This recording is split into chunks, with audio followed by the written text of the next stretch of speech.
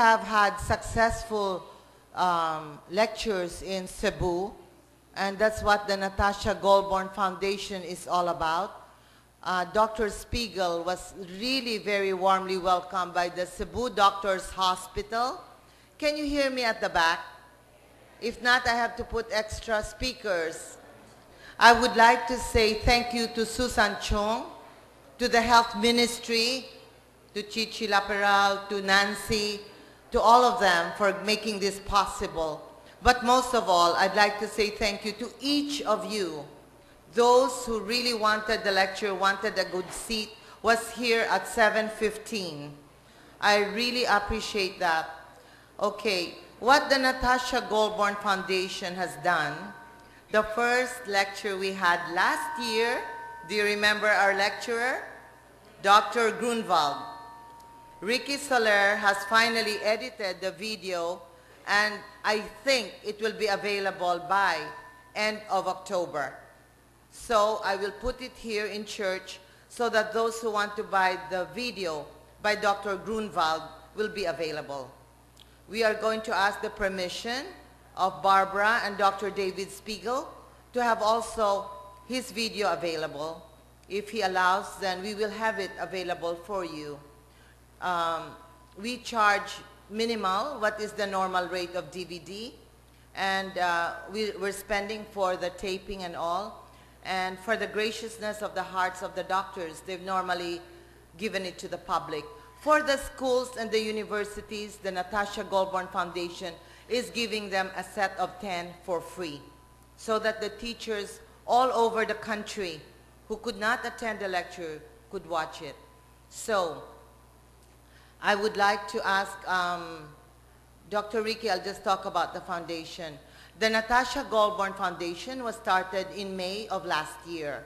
We are now 17 months old, and I would like to acknowledge the presence of Gina De Venecia of INA Foundation, because this is a group that knows what depression is all about. And Gina, please forgive me for not being active with your foundation, but I found a foundation that can complement and help your foundation. So we have 2 more talks this year. I mean, 1 more talk this year after Dr. Spiegel. We are going to the OFW in Hong Kong. Do you realize that there are about 1 to 7 suicides a month among the domestic helpers abroad? We are not counting the suicides that happen with their families here in Manila, in the home ground. So what is the foundation all about? It is to give an awareness of what depression is all about, and it is to give information, education, and we have very good advisors. We have Dr. Ricky Soler, who has really worked very, very hard. Please give him a hand. He has asked, I've challenged him to launch his book before his birthday next year. So he has asked me if he could be relieved of his duties from the foundation this December, and it will be taken over by Jenny Havelosa, who is here. Jenny will take over, and I'm very happy to have her on board, and part of his work will be taken over by Katrina Goulbourn Feist. It's my daughter here, Katrina Goulbourn, who is very actively working with Dr. Soler. So we have more lectures next year. We're trying to get some help from Stanford. The meeting with Barbara Ralston and Stanford happened 3 years ago. I had no clue that Mrs. Ralston and we would be working so closely. One day in February, my sister said, Frances, who is now part of our foundation, I tried to keep our family out, but they are the most workaholics, so I had no choice but to put them in the foundation. Frances, who I can't do without, she's on the phone there, and she said to me, Jean, why not let's talk to Barbara? We've known Barbara for 3 years. maybe she can help us with what we're doing with the foundation. And so we had a breakfast, and right away Barbara, without any hesitation, her eyes, you know, they just lit up, and she says, I think we can do something, and I've got the right speaker for you. And I said, who? And she says, well, he's a very busy man, and he's written a lot of books, and David Spiegel. And I said, I like the name. I thought to myself, but at that very moment that Barbara said that, I had goosebumps. And whenever I have goosebumps, like I'm having right now, I know that I'm on the right path. I always ask God, you've got to direct me. You've got to show me I'm on the right path. If I get goosebumps, that means it's a go. So I want you to write. You have this paper. Please write. Bernie, please help me. If you have any questions, requests, maybe Dr. Spiegel cannot answer it all. He has had another lecture yesterday. We had 400 professionals, interns, doctors, psychologists yesterday, and counselors. So with the presence of Dr. Spiegel, Natasha Goulbourn Foundation would be, I think, by this afternoon at 5, we would have reached out to 2,000 people. And we will be on Channel 2, so you can get a glimpse of Dr. Spiegel on Channel 2, and we will be on Channel 7. And we were also in Cebu for a 2-hour interview. So, Dr. Spiegel, you'll be amazed at the very, very wonderful people you have here, because we have Rosienko, and then Carl Jung. The Carl Jung people are here. We've got different organizations here that really have been calling me for many weeks about your arrival. So so you more or less you have an idea of the Natasha Goulbourn Foundation, but I'd like to introduce Barbara Ralston. She's over there. She's the angel from Stanford. And we'd like to call on Barbara to introduce Nora. We'd like to introduce the rest. And then after Barbara comes Dr. Ricky Soler. Is that okay, Ricky? I change, or would you like to talk first before Barbara? Oh, okay, but we're just killing time. Let's say this is not the proper, okay? So we're not, come Barbara, we can kill time. Because they've been here since 7:30. Yes. Barbara, would you like to talk about Stanford and the Stanford family who I love? I'd love to talk about Stanford, but first I'd like to thank you for making the connection. Certainly, this is very much what we're about at Stanford. So it's wonderful to be here, and this very warm welcome. The Philippines feels like family to us now, you know, being together with the community.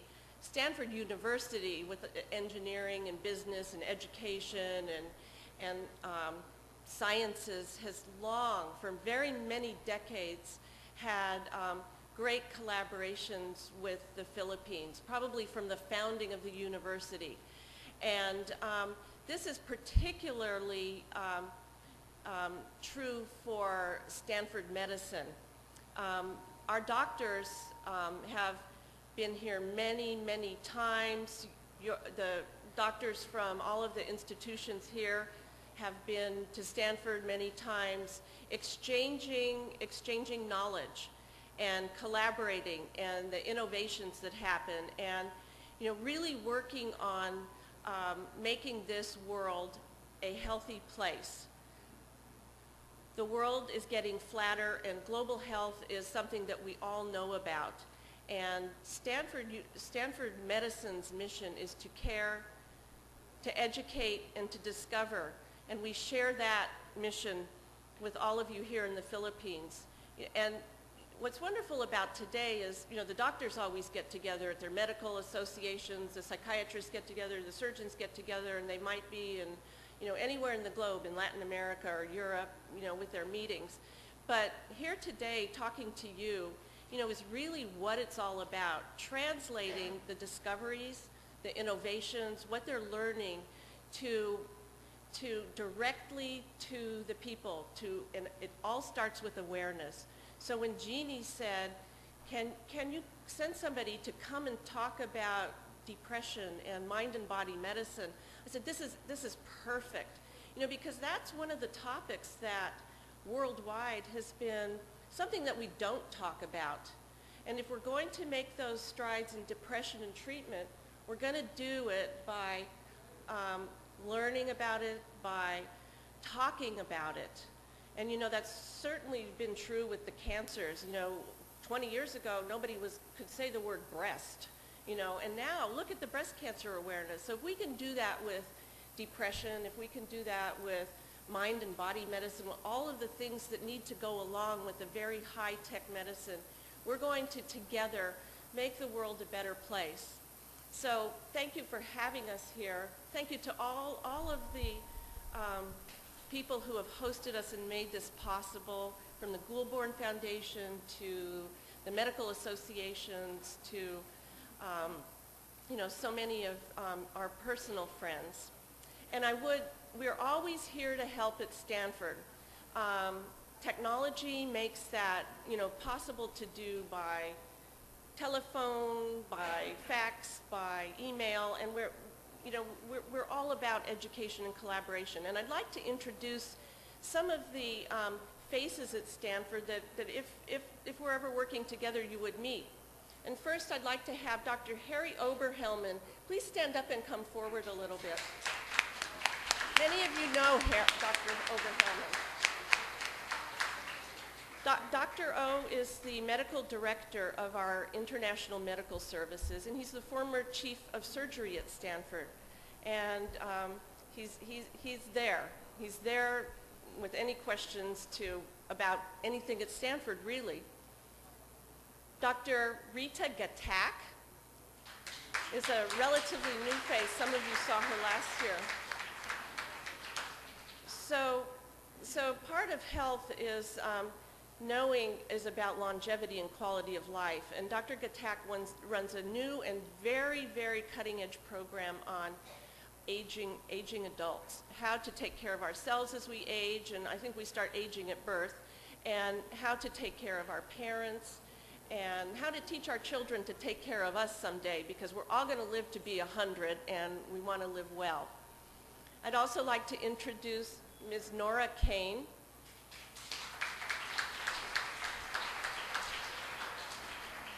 So if you want to know anything about any health topic or any topic really, Nora runs the Stanford Health Library, and I think there's some materials about that. And you can access it on any way you want, on telephone, as I said, fax, or internet. It's free, open to the public. She practically writes term papers for students